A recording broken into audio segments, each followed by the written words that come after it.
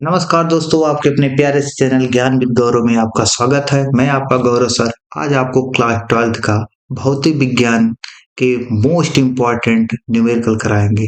इसमें देखो, इसमें जो जो क्वेश्चन आपको लेकर अभी सॉल्व कराने वाले हैं, ये सभी क्वेश्चन आपके प्रीवियस ईयर क्वेश्चन हैं, ये आए हैं और आगे आपके फ्यूचर में आपके आगामी बोर्ड परीक्षा में जरूर देखने को मिलेंगे। तो इन क्वेश्चन को आप अच्छे से देखेंगे, पढ़ेंगे और आपने नोटबुक निकाल लो, आप उसमें नोट भी करेंगे और इनका रिवीजन करेंगे। तो चलो क्वेश्चन हम अच्छे से पढ़ते हैं और इसको सॉल्व करते हैं।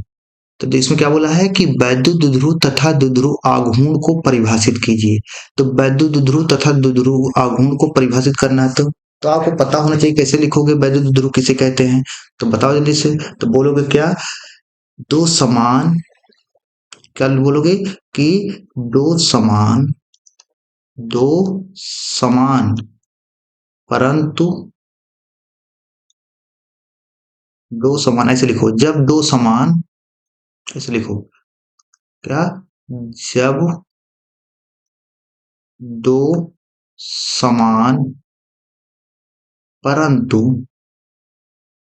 जब दो समान परंतु विपरीत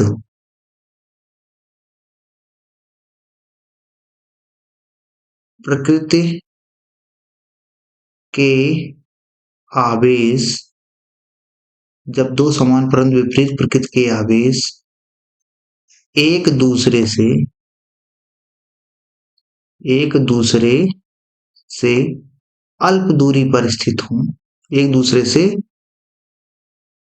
अल्प अल्प दूरी पर स्थित हूं स्थित हूं तब उनसे तब तब इस प्रकार बनने वाली तब इस प्रकार बनने वाली युक्ति को वैद्युत द्विध्रुव कहते हैं। क्या बोलते हैं? वैद्युत द्विध्रुव कहते हैं, द्विध्रुव कहते हैं। इतना हो जाएगा। वैद्युत द्विध्रुव को आपने डिफाइन कर लिया। अब क्या बताना है कि क्या बोला है कि द्विध्रुव आघूर्ण को डिफाइन करना है। तो कैसे बोलोगे कि उनमें से किसी एक आवेश, उनमें से किसी उनमें से किसी एक आवेश उनमें से किसी एक आवेश तथा उनके बीच की दूरी के उनके बीच की दूरी के गुणनफल उनके बीच की दूरी के गुणनफल को उनके बीच की दूरी के गुणनफल को वैद्युत द्विध्रुव आघूर्ण कहते हैं। वैद्युत द्विध्रुव आघूर्ण कहते हैं। ये आप हो गया, आघूर्ण कहते हैं। इसको आपने डिफाइन कर लिया, ऐसे आप पेपर में लिखोगे। ठीक, अब देखो और उसके बाद क्या बोला है कि फिर जाकर आप न्यूमेरिकल को सॉल्व करना। पहले आपको परिभाषा पूछेगा, उसी में न्यूमेरिकल भी देगा। अब देखो इससे रिलेटेड न्यूमेरिकल है, तो क्या दिया गया है, क्वेश्चन को अच्छे से पढ़ेंगे, जो जो दिया है लिखेंगे, फिर जो पूछा है वो सॉल्व कर देंगे। तो क्या बोला है कि 2 × 10 घाते -8 कूलाम मीटर द्विध्रुव द्विध्रुव आघूर्ण का वैद्युत, मतलब ये क्या दिया है, द्विध्रुव आघूर्ण दिया है। तो जो दिया है इसमें लिखते हैं। देखो क्या दिया है, द्विध्रुव आघूर्ण, द्विध्रुव आघूर्ण द्विध्रुव आघूर्ण। तो द्विध्रुव आघूर्ण को किससे डिनोट करते हैं, पी से। तो पी बराबर क्या दिया गया है, पी बराबर आपको दिया गया है, पी बराबर कितना किया है, 2 × 10 घाते -8, 2 × 10 की घाते -8 गुलाम मीटर, ये आपको दिया गया है। और क्या दिया गया है, अब चलो क्वेश्चन में देखो, इतना दिया गया है। फिर जाके बोला है द्विध्रुव आघूर्ण का वैद्युत द्विध्रुव, इतना आघूर्ण का वैद्युत द्विध्रुव है, यहाँ तक हो गया। अब इसके आगे दिया गया है कि 2 × 10 घाते 5 वोल्ट प्रति मीटर के एक समान वैद्युत क्षेत्र, मतलब ये क्या है, वैद्युत क्षेत्र की तीव्रता दिया गया है, कितना है, 2 × 10⁻5, 2 × 10⁻5 वैद्युत क्षेत्र की तीव्रता दिया गया है।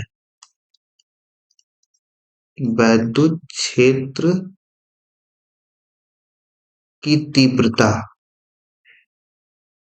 कितना दिया गया है, ई का मान कितना दिया गया है, 2 × 10⁻5 वोल्ट इंटू मीटर की पावर -1। अब वोल्ट इंटू मीटर की पावर -1, इसी को वोल्ट प्रति मीटर बोलते हैं। ठीक, ये हो गया।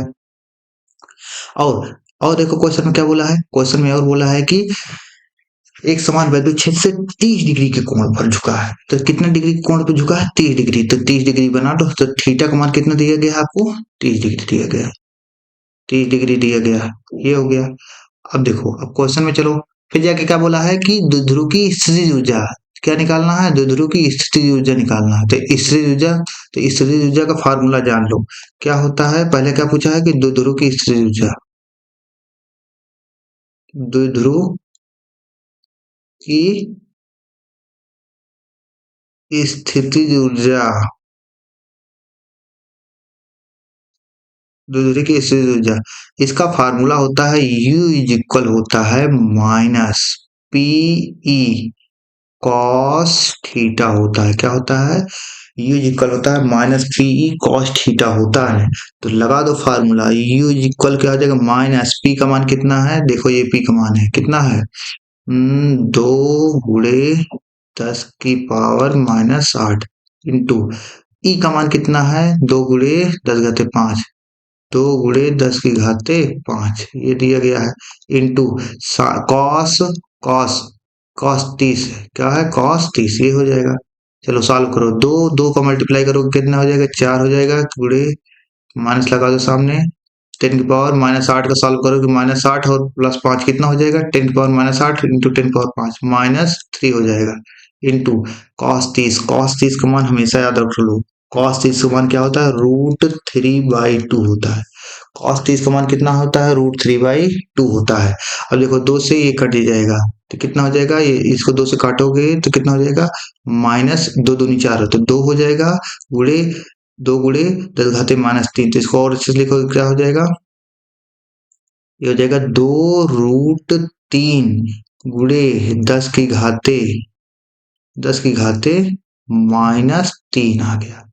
कितना आ गया, 2 × 10⁻³ तो इसको साफ से लिख लो, तो क्या हो जाएगा, -2√3 गुड़े 10⁻³ अब मात्रक क्या होगा, हमेशा जान लो क्या होता है मात्रक, जूल। क्या होता है, जूल। ये आपको यू का मान आ गया, द्विध्रुव की स्थितिज ऊर्जा हो गया। ठीक, और देखो, और इसमें क्या पूछा है, इसमें पूछा है कि इस पर कार्यरत बल युग्म का आघूर्ण, तो बल युग्म का आघूर्ण ज्ञात करना है। तो बल युग्म का आघूर्ण कैसे ज्ञात करोगे आप लोग, तो बल युग्म का आघूर्ण तो आसानी से निकल जाएगा, कैसे निकलेगा, दूसरा निकालना है, बल युग्म का आघूर्ण, बल युग्म, बल युग्म का आघूर्ण, तो बल युग्म का आघूर्ण को टाउ से डिनोट करते हैं। तो टाउ बराबर क्या होता है, आपको पता होना चाहिए, पीई साइन थीटा होता है। क्या होता है, पीई साइन थीटा। तो टाउ बराबर, पी का मान कितना है, देखो 2 × 10⁻⁻8 गुड़े ई का मान कितना है, ई का मान दिया गया है 2 × 10⁻5, ये हो गया, इंटू साइन थीटा, साइन 30 तो लगा दो साइन 30 का मान, साइन 30 लगाओगे ना, थीटा का मान कितना है, देखो 30 डिग्री की दिया गया, तो साइन 30 हो जाएगा। तो लगाओ, तो 2 का मल्टीप्लाई करोगे कितना हो जाएगा, 4 हो जाएगा, इंटू 10⁻⁻8 +5 -3 हो जाएगा। देखो ये इसका सॉल्व करोगे, इंटू साइन 30 का मान बच्चों आपको पता होना चाहिए, 1/2 होता है। साइन 30 का मान 1/2, cos 30 का मान √3/2, देखो मैंने लिखा है। अब इसको काटो, तो इसको काटोगे तो कितना हो जाएगा, 2 × 10⁻³ -3। ठीक, ये आ गया, ये आ गया। ये आ गया आपका टाउ मान। इसका मात्रक मात्रक बहुत इंपॉर्टेंट है। जैसे ऊर्जा का मात्रक, द्विध्रुव की स्थिति ऊर्जा का मात्रक जूल, इसका मात्रक क्या हो जाएगा? इसका मात्रक हो जाएगा न्यूटन इंटू मीटर। क्या होगा? Newton into metre. ये आपका आंसर, आपको 4 नंबर मिल गया। दूसरे क्वेश्चन पे चलते हैं। दूसरा क्वेश्चन क्या बोला है? एक समांतर प्लेट संधारित्र की धारिता किन किन राशियों पर निर्भर करती है? एक समांतर प्लेट संधारित्र धारिता किन किन राशियों पर निर्भर करती है? तो समांतर प्लेट संधारित्र, इसको कैसे आप बताओगे? तो आप कैसे लिखोगे? तो पहले बोलोगे कि समांतर प्लेट संधारित्र का फार्मूला क्या होता है। समांतर समांतर प्लेट संधारित्र समांतर प्लेट संधारित्र की धारिता, समांतर प्लेट संधारित्र की धारिता, धारिता तो कैसे इसको समांतर प्लेट संधारित्र की धारिता, समांतर प्लेट संधारित्र की धारिता, तो धारिता को सी से डिनोट करते हैं। सी बराबर हमेशा जान लो बच्चों क्या होता है? F sine not. सी बराबर क्या होता है? एफ साइन नॉट के ए अपान में डी होता है। सी बराबर क्या होता है? के एफ साइन नॉट के ए अपान में डी होता है। सी बराबर क्या होता है? एफ साइन नॉट के ए अपान में डी। ये फार्मूला हमेशा याद होना चाहिए। जहां पर बताओ एफ साइन नॉट क्या है? एफ साइन नॉट बताओ। एफ साइन नॉट क्या है? निर्वात की वैद्युशीलता है। क्या है? निर्वात की वैद्युशीलता है। निर्वात की वैद्युशीलता, वैद्युतशीलता है। निर्वात की वैद्युतशीलता है। निर्वात की वैद्युतशीलता है। के क्या है? के है परावैद्युतांक। क्या है? के परावैद्युतांक है। के परावैद्युतांक है। अच्छा बताओ ए क्या है? ए है प्लेट का क्षेत्रफल। प्लेट का क्या है? एक प्रकार का क्या है? क्षेत्रफल है। ये क्षेत्रफल है। डी क्या है? प्लेटों के बीच की दूरी है। ये क्या है? प्लेटों के बीच की दूरी। ये पता होना चाहिए, ये आपको पता होगा। ठीक है, तो देखो क्या बोला है कि एक समांतर प्लेट संधारित्र की धारिता किन किन राशियों पर निर्भर करती है? तो इन्हीं सब राशियों पर निर्भर करेगी, तो लिख दिया जाएगा। तो क्या बोलोगे कि प्लेट के क्षेत्रफल, प्लेट, अच्छा तो देखो सी बराबर क्या है? एफ साइन नॉट के ए अपान में डी है। अपान के ऊपर बताओ क्या है? एफ साइन नॉट है, के है, ए है। अपान के नीचे क्या है? डी है। तो जो अपान के ऊपर होता है वो समानुपाती होता है, जो अपान के नीचे होता है क्या होता है? व्युत्क्रमानुपाती होता है। ठीक, तो इसको ऐसे लिखा जाएगा हम लोग। तो कैसे लिखोगे आप? तो क्या बोलोगे कि पहला क्या है? पहले बताओ किस पर निर्भर करेगा? आप बोलोगे कि प्लेटों के क्षेत्रफल। देखो बताओ सी किसका है? के सी के सामने क्या है? ए है ना, तो क्या बोलोगे कि प्लेटों के क्षेत्रफल, प्लेटों के क्षेत्रफल ए के क्या होता है? अनुक्रमानुपाती होता है। कौन? समांतर प्लेट संधारित्र की धारिता अनुक्रमानुपाती अनुक्रमानुपाती होती है, होती है, अनुक्रमानुपाती होती है।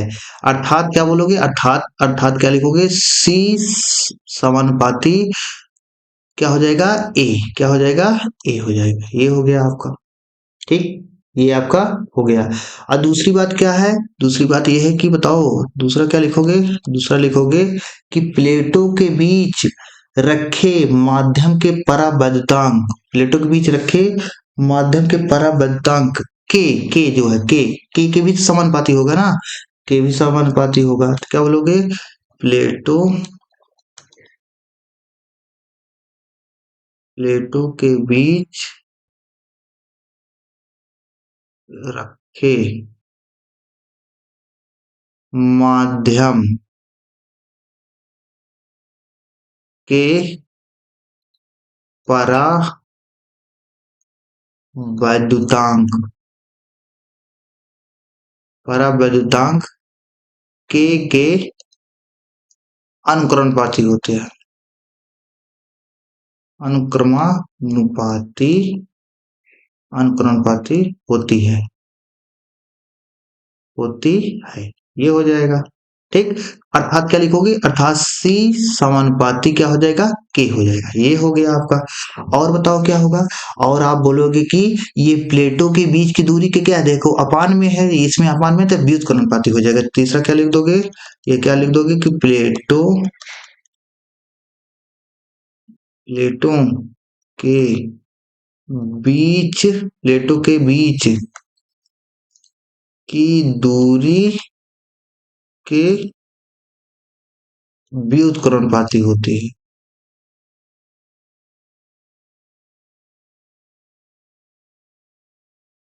होती है, ये हो गया आपका। ठीक। तो अर्थात क्या लिखोगे, अर्थात सी व्युत्क्रमानुपाती वाला 1 अपान में डी, ये हो गया। सी व्युत्क्रमानुपाती 1 अपान डी, ये हो गया। इतना आप लिखोगे, आपका पूरा नंबर आपको मिल जाएगा। ठीक। जो इसको मैंने बताया है, ये तो बस आपको समझने के लिए बताया था। या इतना हो गया। अब चलो नेक्स्ट क्वेश्चन पे चलते हैं। देखो नेक्स्ट क्वेश्चन क्या है आपका, ये बोला है कि एक गोलाकार चालक की त्रिज्या 9 सेंटीमीटर है, इसकी धारिता तथा उस आवेश की गणना कीजिए इससे इसका विभव जिससे इसका विभव 1000 वोल्ट हो जाए। ये क्वेश्चन आपको करना है। तो ये क्वेश्चन आप कैसे करोगे, क्वेश्चन आप प्लीज बताओ, इसको कैसे आप लोग करके दिखाओगे इसको। एक गोलाकार चालक की त्रिज्या कितनी है, 9 सेंटीमीटर है। ट्राई करो, जल्दी बताओ आप लोग कैसे करोगे इसको। तो देखो इस क्वेश्चन को कैसे करोगे, तो इसमें देखो क्या क्या दिया है। एक बोला है एक गोलाकार चालक की त्रिज्या कितनी है, त्रिज्या त्रिज्या मतलब क्या दिया गया है आपको, आर का मान दिया गया है। कितना दिया गया है, आर का मान कितना है, 9 सेंटीमीटर है। त्रिज्या को आर से डिनोट किया जाता है। आपको पता होना चाहिए कि 1 सेंटीमीटर बराबर होता है 10⁻⁻² मीटर होता है। ये पता होना चाहिए। 1 सेंटीमीटर में तो ऐसे बताओ, तो आर बराबर क्या हो जाएगा, आर बराबर, तो यहाँ से कितना हो जाएगा, 9 × 10⁻² मीटर हो जाएगा। अभी तक सेंटीमीटर में था, अब हमने किस में कन्वर्ट कर लिया, मीटर में कन्वर्ट कर लिया। ये हो गया। ठीक है। अब ये बताओ आप लोग क्या गणना करना है। इस बोला है कि इसकी धारिता, तो बताओ कौन है, गोलाकार चालक है। तो गोलाकार चालक हमेशा जान लो उसकी धारिता, गोलाकार चालक गोल जिसको बोला जाता है गोली धारिता। तो गोलाकार गोलाकार चालक, गोलाकार, ये फार्मूला हमेशा याद रखना, गोलाकार चालक की धारिता धारिता इसका फार्मूला होता है बच्चों, सी बराबर होता है 4, क्या होता है, सी बराबर होता है 4 pi epsilon naught into R. मतलब जैसे मान लो ये कोई क्या है, गोला है, क्या है, गोला है, और इसकी त्रिज्या मान लो दे दिया जाए, क्या है, आपको त्रिज्या दे दिया जाए आर, क्या दे दिया जाए आर। तो इसकी धारिता सी बराबर क्या होगा, 4 पाई एप्सिलॉन नॉट आर, ये होता है। तो गोलाकार चालक की धारिता क्या होता है, 4 पाई एप्सिलॉन नॉट आर हो जाएगा। आपको पता होना चाहिए कि 1 अपान, क्या पता होना चाहिए, इधर आपको बता देते हैं, जो जो पता होना चाहिए इधर हम लिख दे रहे हैं इधर, कि 1 अपान, देखो 1 अपान 4 पाई एप्सिलॉन नॉट बराबर क्या होता है, इसका मान आपको पता है, याद होगा, क्या होता है, 9 × 10⁻⁹ होता है। 9 × 10⁻⁹ 9 × 10⁻⁹ होता है। अच्छा, जब इसको इसको क्या लिख सकते हो, तो इसको अपान में 1 लिख सकते हो। अब इसको जैसे पलटा जाए, इसको उलट दिया जाए, तो क्या हो जाएगा, तो 4 पाई एप्सिलॉन नॉट का मान क्या हो जाएगा, तो ये भी इधर भी जब बराबर के इधर पलटे हो तो उधर भी पलट जाएगा, तो क्या हो जाएगा, 1/9 × 10⁻⁹ हो जाएगा। क्या हो जाएगा, 1/10⁻⁹ हो जाएगा। अब इसी का फार्मूले का यूज यहाँ पर हम लेंगे। तो देखो, तो आपको देखो आसानी से सॉल्व हो जाएगा। तो चलो धारिता निकाला जाता है, पहले क्या बोला, धारिता निकालना पूछा है ना। तो देखो सी इक्वल टू क्या आ जाएगा, इतने का मान क्या हो जाएगा, 4 पाई एप्सिलॉन नॉट का मान क्या हो जाएगा, तो बोलोगे 1/9 हो जाएगा, यही तो हो जाएगा। तो चलो, तो क्या हो जाएगा, 1/9 × 10⁻⁹ ये हो जाएगा, ये हो जाएगा। अपान में देखो, इनटू में ऊपर आर है, तो आर का मान कितना है, 9 × 10⁻⁹ कितना है, देखो यहाँ पर -2 है। ये हो जाएगा। अब देखो 9 से 9 कैंसिल हो जाएगा, तो कितना हो जाएगा, ऊपर है 10 की पावर -2 और नीचे क्या है 10 की पावर 9 है। इसको सॉल्व करो, तो इसको सॉल्व करोगे तो ऊपर जाएगा तो कितना हो जाएगा 10 घाते -2 प्लस माइनस में 9, तो इसका मान कितना आ जाएगा, इसका मान आ जाएगा 10 की पावर -11। ये आ गया। धारिता का मात्रक क्या होता है, फायरेड। क्या होता है, फायरेड फायरेड फायरेड फायरेड। तो सी का मान आपका आ गया। ये आप मतलब फायरेड होता है बच्चों, क्या होता है, फायरेड। ये हो गया आपका। ठीक। अब चलो, अब दूसरा क्या क्वेश्चन पूछा है, बोला है कि धारिता तथा उस आवेश की गणना करना है। अब आपको आवेश का गणना करना है, तो आवेश की गणना कैसे करोगे, तो आवेश की गणना कर लिया जाता है। आवेश की गणना इधर किया जाता है, ये इधर ब्रेकर बना लिया गया।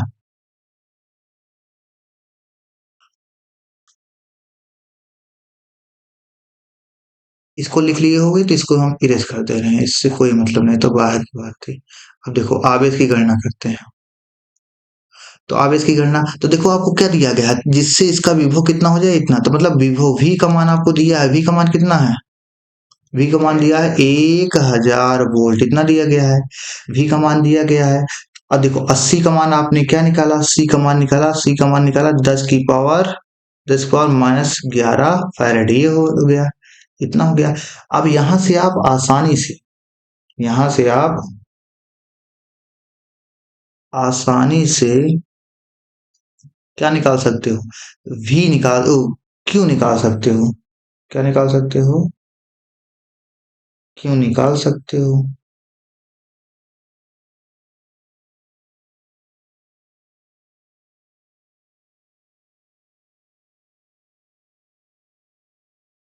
निकालो।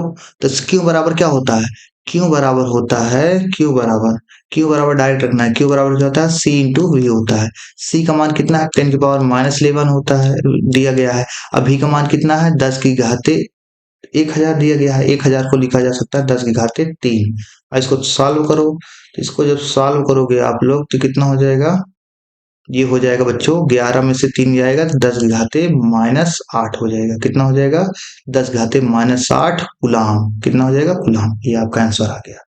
ऐसे आप सॉल्व करना है आंसर, अब अपने आप आ जाएगा। चलो, अब देखो नया क्वेश्चन आपका क्या गया है, 200 वोल्ट के विभव पर स्थित एक बिंदु से 250 वोल्ट पर स्थित दूसरे बिंदु तक एक आवेशित कण को गति करने पर उसकी गतिज ऊर्जा में 10 जूल की कमी होती है, तो उस कण का आवेश ज्ञात कीजिए। ऐसा क्वेश्चन है।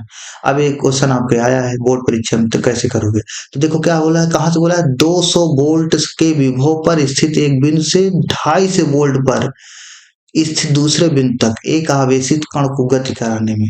तो देखो मतलब यहाँ पर एक कोई बिंदु है जिस पर इसका वोल्ट कितना है, मतलब आपको V1 का मान कितना दिया है, V1 का मान दिया है 200 वोल्ट।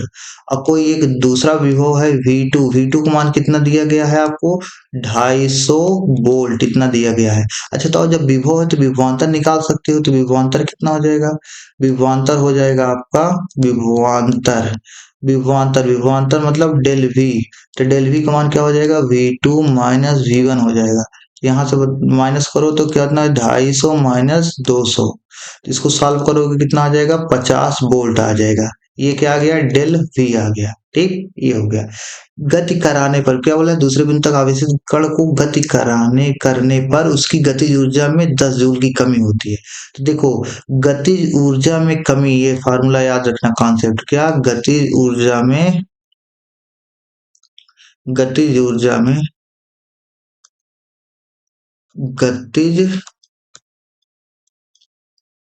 ऊर्जा गति ऊर्जा में परिवर्तन परिवर्तन कमी हो या वृद्धि हो, कुछ भी हो, परिवर्तन किए गए कार्य के बराबर होता है, बराबर किया गया कार्य होता है, किया गया कार्य ये होता है, किया गया कार्य, ये फार्मूला होता है, याद रखना। तो गतिज ऊर्जा में परिवर्तन, गतिज ऊर्जा में कितने जूल की कमी हो रही है, 10 जूल की। तो मतलब आपको क्या दिया गया, 10 जूल दिया गया, बराबर किया गया कार्य मतलब डब्ल्यू हो जाएगा। तो डब्ल्यू बराबर बच्चों हमारे से जान लो एक फार्मूला होता है, क्या होता है, डब्ल्यू बराबर होता है डेल वी इंटू क्यू होता है, क्या होता है, डेल वी इंटू क्यू होता है। तो यहाँ से तो देखो डब्ल्यू डब्ल्यू का मान कितना है, 10 है, तो 10 लिखोगे, बराबर डेल वी का मान कितना निकाला आपने, 50, देखो ये 50 इंटू क्यों हो जाएगा। तो यहाँ से क्यू इक्वल टू क्या हो जाएगा, 10/50 ये हो जाएगा। इसको थोड़ा सॉल्व करोगे, जब सॉल्व करोगे तो क्या हो जाएगा, 1/5 आ जाएगा। तो यहाँ से देखोगे तो आपको क्यू का मान कितना आ गया, क्यू का मान आ गया 0.2 कूलम, कितना आ गया, 0.2 कूलम। ये आपका आंसर हो जाएगा। तो आपको समझ में आया होगा, अच्छे समझ में आ रहा होगा। अब देखो, देख लो, अच्छे समझ लो, फिर जाके इसको नोट भी करना है, ऐसे पढ़ना ही नहीं है, इसको नोट भी करना है, क्योंकि ऐसे ही क्वेश्चन आपके बोर्ड परीक्षा में देखने को मिलेंगे।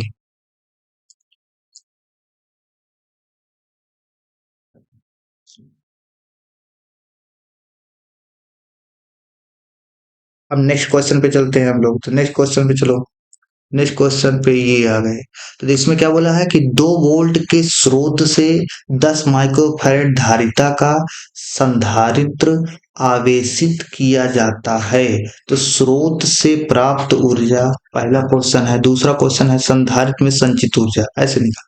तो देखो, दो वोल्ट के स्रोत से, तो जो दिया गया है, कितना दिया गया है, 2 वोल्ट के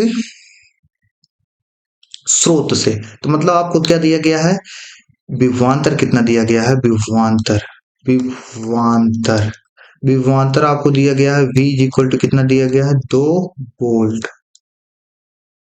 2 वोल्ट ये दिया गया है आपको, 2 वोल्ट, ये वोल्ट है, कुछ और मत समझना।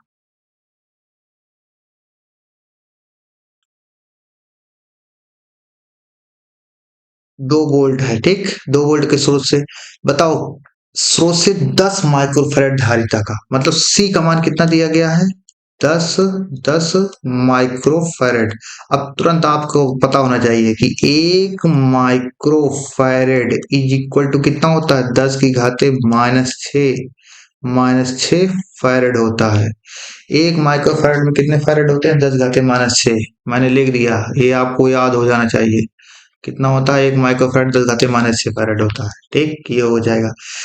अब फिर क्या बोला है, स्रोत से प्राप्त ऊर्जा, तो स्रोत से प्राप्त ऊर्जा, तो पहले बताओ, अभी आपको बताया संधारित्र का कुल आवेश का फार्मूला क्या होता है, संधारित्र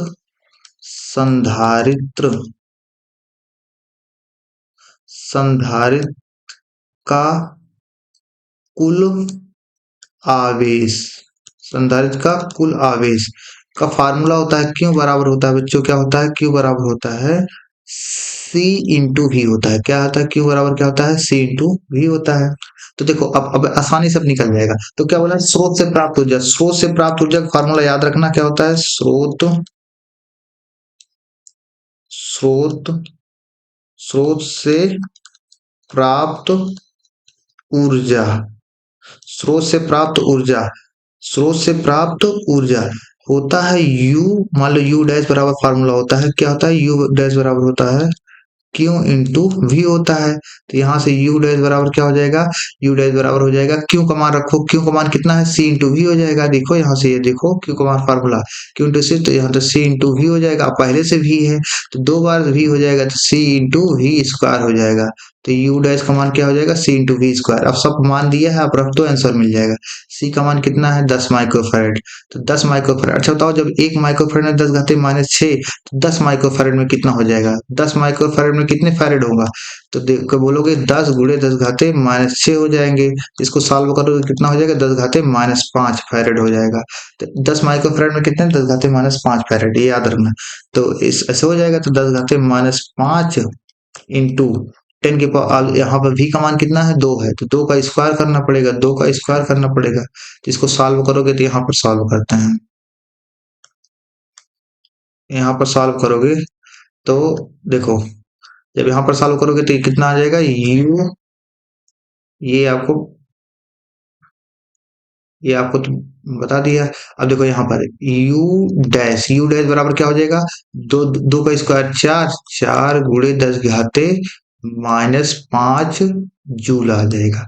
ये आ गया स्रोत से प्राप्त ऊर्जा। ऐसे संधारित्र में संचित ऊर्जा, तो संधारित्र में संचित ऊर्जा का फार्मूला याद रखना क्या होता है, संधारित्र संधारित्र में संचित संधारित्र में संचित ऊर्जा, संधारित्र में संचित ऊर्जा का फार्मूला होता है यू बराबर होता है हाफ, यू बराबर क्या होता है, हाफ सी वी स्क्वायर। क्या होता है, हाफ सी वी स्क्वायर। क्या होता है, हाफ सी वी स्क्वायर, याद होना चाहिए। तो यू बराबर हाफ सी वी स्क्वायर, तो 1/2 सी का मान देखो, सी का मान दिया है 10 माइक्रोफैरेड। 10 माइक्रोफैरेड में कितने फैरेड होगा, 10 घाते -5 फैरेड होगा। ठीक, तो कितना लिख दोगे, 10 घाते -5 इंटू वी का मान देखो 2 वोल्ट दिया है, तो 2 का स्क्वायर, सॉल्व करो तो कितना हो जाएगा, दो से दो का ये दो से ये कट जाएगा एक, तो कितना हो जाएगा, दो बचेगा। 2 गुणे 10 की घाते -5 जूल, कितना हो जाएगा, जूल हो जाएगा।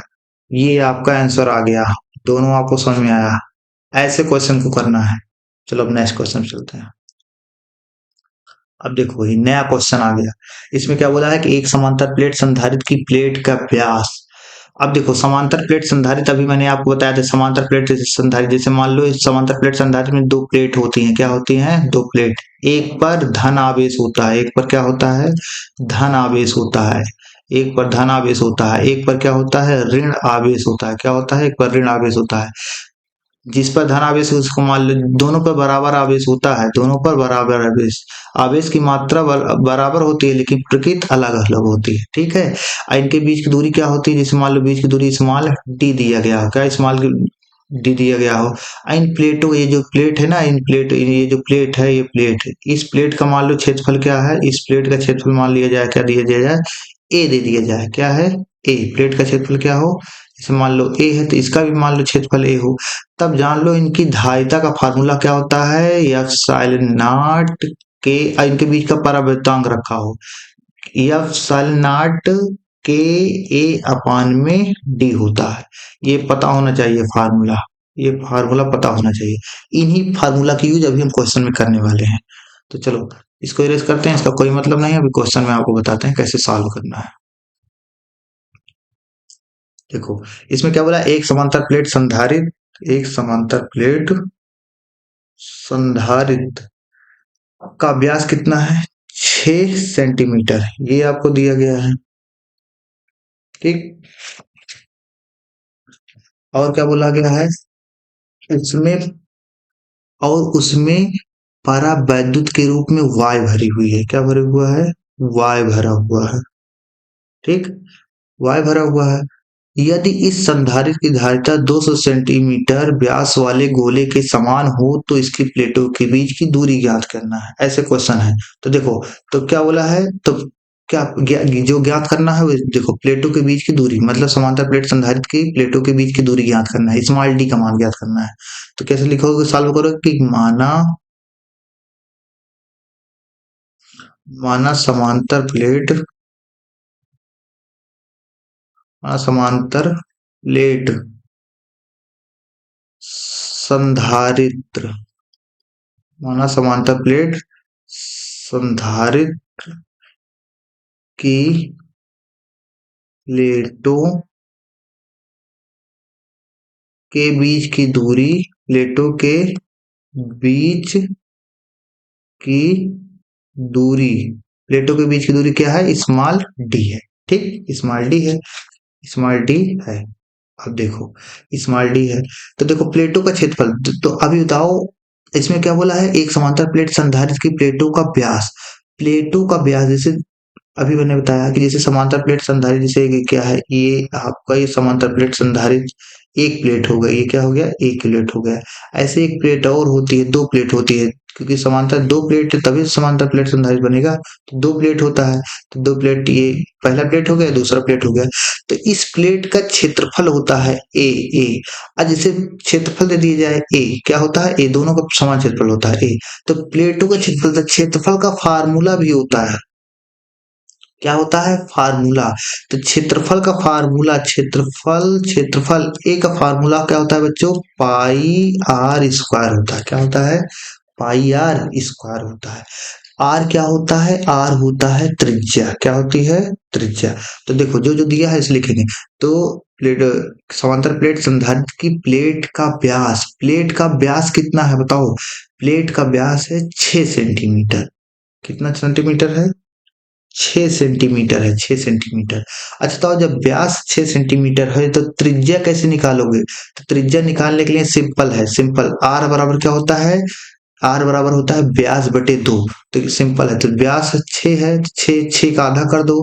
तो 6 का आधा कर दोगे तो क्या हो जाएगा 6/2। तो मतलब क्या हो जाएगा 3 सेंटीमीटर। क्या आ जाएगा 3 सेंटीमीटर आ जाएगा। अच्छा जब 3 सेंटीमीटर आया तो आपको पता होना चाहिए कि 1 सेंटीमीटर में कितना मीटर, 10⁻²मीटर होता है। 1 सेंटीमीटर में कितना मीटर, 10⁻²। तो लगा दो क्षेत्रफल का फार्मूला लगाओ, तो क्षेत्रफल बराबर क्या हो जाएगा, पाई बराबर क्या होता है, पाई इंटू। अच्छा तो 3 सेंटीमीटर, तो इसको मीटर में कन्वर्ट कर लो, तो 3 × 10⁻²मीटर हो जाएगा। अब यहाँ देखो आर का मान रखना है, आर का मान रख दो। आर का मान रखोगे कितना हो जाएगा, 3 × 10⁻² का स्क्वायर, ये हो जाएगा। इसको सॉल्व करो, ये पाई हो गया इंटू 3 का स्क्वायर 9 हो जाएगा, 10⁻² का स्क्वायर -4 हो जाएगा। ये हो जाएगा, ये हो जाएगा। तो इतना आपका आ गया, ये क्या आ गया मीटर स्क्वायर में आया है, मीटर स्क्वायर में। ये क्षेत्रफल आ गया, ए का मान आ गया, ठीक। अब आगे क्या, आगे क्वेश्चन में आगे पढ़ो। फिर क्या बोला है, प्लेटों का व्यास इतना दिया गया, व्यास दिया गया, तो वहां से हमने क्षेत्रफल निकाल लिया। और उसमें परावैद्युत के रूप में वायु भरी है।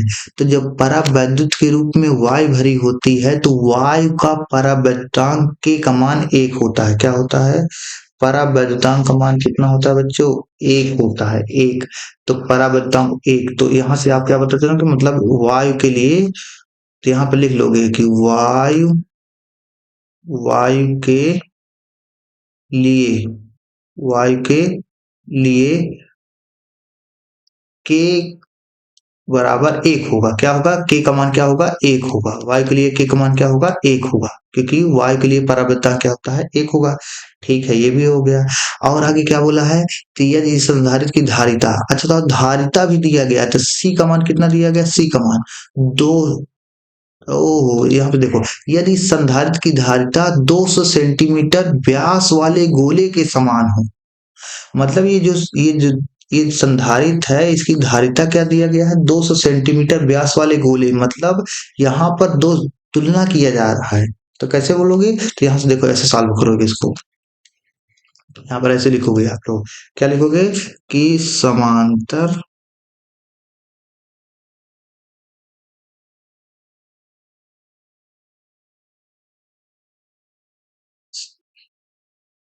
ऐसे कि समांतर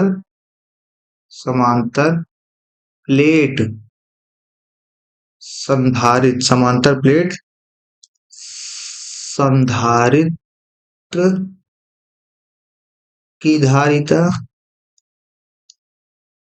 समांतर प्लेट संधारित्र की धारिता बराबर क्या होगा, देखो यहाँ पर क्या बोला, गोले के समान, गोले के समान मतलब गोली धारिता है। तो क्या, गोले की धारिता, गोले की धारिता। अभी मैंने आपको गोले की धारिता का फार्मूला बताया था, ठीक, तो वही लगाएंगे। तो समांतर प्लेट संधारित्र की धारिता का फार्मूला क्या होता है, समांतर प्लेट संधारित्र की धारिता का फार्मूला होता है के ए एप्सिलॉन नॉट अपॉन में टी होता है, ये होता है। अब बराबर गोले की धारिता का फार्मूला क्या होता है, 4 पाई एप्सिलॉन नॉट आर होता है, ये होता है बच्चों का, ठीक, इतना है।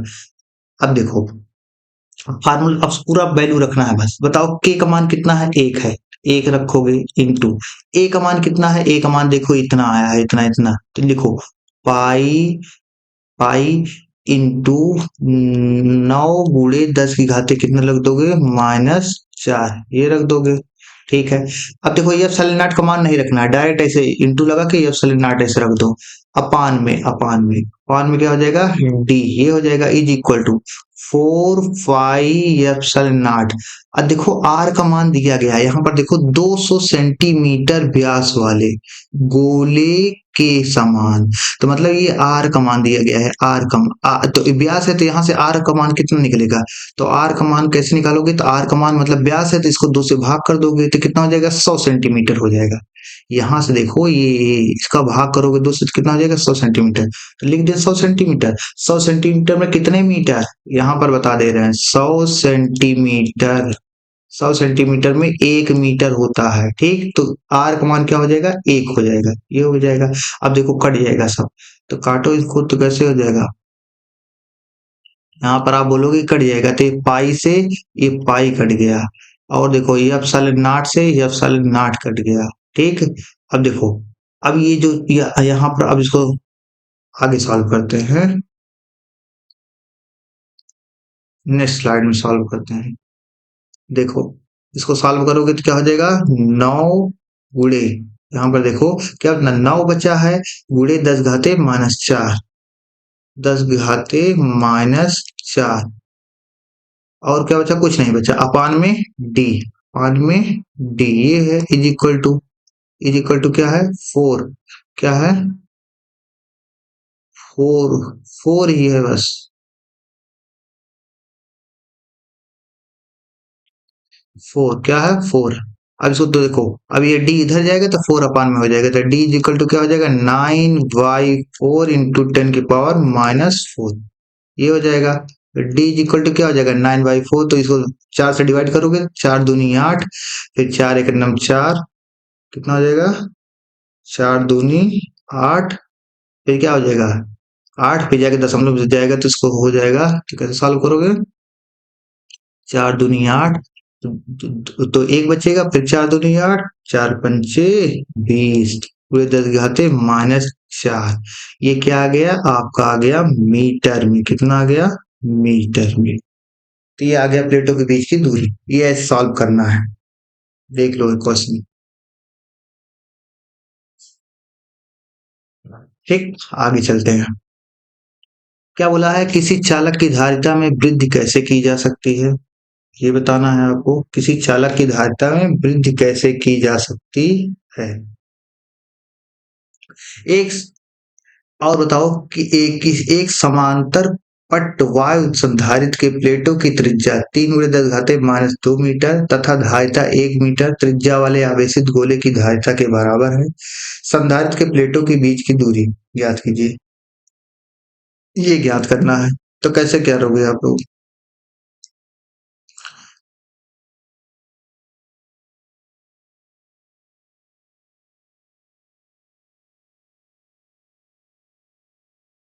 ये भी क्वेश्चन है, ये भी देख लो, इसको भी करना, ये सभी क्वेश्चन इंपॉर्टेंट है, इनको सभी करना है। तो ये क्वेश्चन आप देख लो, इसको आप लोग करके आप कमेंट बताइए, कमेंट में करिएगा इसका आंसर कितना हो। जैसे इस वाले क्वेश्चन को एकदम जैसे बताया है, एकदम जस्ट वैसे ही है, अभी जैसे मैंने आपको बताया एकदम वैसे ही है, एकदम हूबहू है क्वेश्चन, लगातार आया, तो इसका आप आंसर हमको करके बताएंगे कि इसका आंसर कितना है। मैं आपको ये वाला क्वेश्चन बताता हूँ, इसमें देखो क्या बोला है कि चित्र में दिखाए गए समांतर प्लेट संधारित्र का सूत्र ज्ञात कीजिए। प्लेटों का क्षेत्रफल ए तथा प्लेटों के बीच के परावैद्युतांक परावैद्युत पट्टिकाओं की मोटाई क्रमशः D1 D2 है तथा उनके परावैद्युतांक क्रमशः K1 K2 है। इतना बड़ा क्वेश्चन है, आपको डरना नहीं है, बहुत सिंपल है। तो आपको पहले बताते हैं, देखो आप बताओ समांतर प्लेट संधारित्र की धारिता, समांतर प्लेट संधारित्र की धारिता का सी का फार्मूला क्या होता है, तो आप बोलोगे सर होता है के ए एप्सिलॉन नॉट अपान में डी होता है, ये होता है, ठीक है। तो आपको ये पता होना चाहिए, जैसे जो दो संधारित्र हैं, क्या है, जब दो संधारित्र समांतर क्रम में होते हैं, समांतर क्रम में होते हैं मतलब समांतर क्रम में होते हैं, तो समांतर क्रम में श्रेणी क्रम का फार्मूला जान लो। श्रेणी क्रम में जब दो संधारित्र श्रेणी क्रम में होती हैं, जैसे मान लो C1 और C2 श्रेणी क्रम में संयोजित हैं, किस क्रम में, श्रेणी क्रम में हूँ, श्रेणी क्रम में हूँ। जब श्रेणी क्रम में होती है तो हमेशा जान लेना उनकी तुल्य धारिता सी तुल्य मतलब कुल धारिता का फार्मूला होता है श्रेणी क्रम में C1/C2 अपान में C1 प्लस C2 ये होता है बच्चों। यही कॉन्सेप्ट हम लगाने वाले हैं इसमें। ठीक, तो देखो इसमें क्या बोला है, इसको सॉल्व करना है, अच्छे सॉल्व करते हैं। तो ये जो चित्र बना है इसका मतलब ये एक प्रकार को आपको दिया गया है, इसमें दो संधारित्र, ये क्या है, ये पहली संधारित्र है, ये क्या है दूसरी, ये पहले संधारित्र की धार, ये पहला संधारित्र है, दूसरा क्या है, ये दूसरा संधारित्र है। ठीक, तो आप बोलोगे सर संधारित्र है जिसकी धारिता कितनी है, तो इसकी धारिता बच्चों C1 कितना है, तो इसका C1 हो जाएगा समांतर प्लेट, एक प्रकार इस प्लेटें हैं, ये पहला प्लेट है, इसका क्षेत्रफल कितना दिया गया है, इसका सभी का क्षेत्रफल क्या है a है, तो इसका क्षेत्रफल है ये, इसका क्षेत्रफल a है, इसका क्षेत्रफल a है। ये किस क्रम में संयोजित है ये जान लो, ये श्रेणी क्रम में संयोजित है। किस क्रम में संयोजित है, श्रेणी क्रम में संयोजित है। तो इनको चलो सॉल्व करते हैं, कैसे आप लिखोगे इसको, कैसे लिखोगे, आप बोलोगे सर इसको लिख के समझाइए, तो लिख के समझाते हैं। देखो तो बताओ पहले तो आप कौन से क्रम में संयोजित है, तो ये श्रेणी क्रम में संयोजित है। ठीक, लिखो, बोलोगे कि यह श्रेणी क्रम में संयोजित है, यह श्रेणी क्रम में संयोजित, यह श्रेणी क्रम में संयोजित है। ठीक है, यह श्रेणी क्रम में संयोजित है। तो बताओ जब श्रेणी क्रम में, तो बताओ कितनी धारिताएं हैं, दो धारिताएं हैं, दो धारिताएं है ना, दो धारिता बनेगी। तो बताओ पहली जो धारिता है, पहली C1 का मान कितना होगा, तो C1 का मान क्या होगा, C1 का मान कितना होगा, तो C1 का मान हो जाएगा K, देखो इधर पहली पहले पहले तो ये पहली प्लेट, ये दूसरी प्लेट, इसकी बीच का पराबैद्यतांक कितना है, K1 है, बीच की दूरी क्या है, D1 है। देखो जैसे मान लो पहली वाली के लिए, देखो पहली वाली के जैसे ये है, ऐसे अभी तक रखी गई थी प्लेटें, ऐसी रखी गई थी, रखी गई है प्लेट, ऐसे ऐसे रखी गई है। ठीक, अब देखो, अब इनके देखो इसका क्षेत्रफल कितना है, इनके बीच की दूरी कितना है, बीच की दूरी दिया गया है D1, कितना दिया गया है, बीच की दूरी D1 है, बीच की दूरी क्या है बच्चों, D1 है, D1। अब पराबैद्यतांक कितना है, K1 है। अब प्लेटों का क्षेत्रफल कितना है, प्लेटों का क्षेत्रफल A ही है। तो बताओ फार्मूला लगा दो, समांतर प्लेट संधारित्र का फार्मूला क्या होता है, तो C1 बराबर क्या हो जाएगा, C1 बराबर K1 एप्सिलॉन नॉट, और क्या हो जाएगा A/में D1 हो जाएगा, ये हो जाएगा आपका फार्मूला। ऐसे बताओ, ऐसे दूसरी जो है, ये यहाँ पर देखो, ये जो ये वाली दूसरी वाली भी तो है ना, ये वाला, तो इसका इसका क्या हो जाएगा, इसका आप बोलोगे, इसका हो जाएगा C2 बराबर क्या हो जाएगा, K2 एप्सिलॉन नॉट A/में D2 हो जाएगा। तो इसकी तुल्य धारिता निकालने का, दोनों कौन से क्रम में संयोजित है, श्रेणी क्रम में संयोजित है, या श्रेणी क्रम में संयोजित है ना, श्रेणी क्रम में संयोजित है, तो श्रेणी क्रम में संयोजित है, बताओ तुल्य धारिता कैसे निकलेगा, तो तुल्य धारिता से आसानी से निकल जाएगा। तो बोलोगे सी तुल्य, सी तुल्य का फार्मूला क्या हो जाएगा, C1 इंटू C2 अपान में C1 प्लस में C2 हो जाएगा। ठीक, ये हो जाएगा। अब चलो लगा दो, सॉल्व कर दिया जाए, तो सॉल्व करोगे तो कैसे सॉल्व हो जाएगा, मान रखना है, मान रखोगे आपका आंसर मिल जाएगा। तो देखो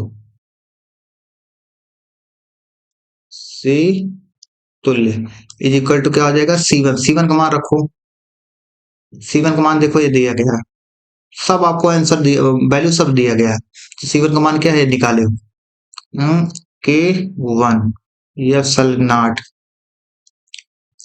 A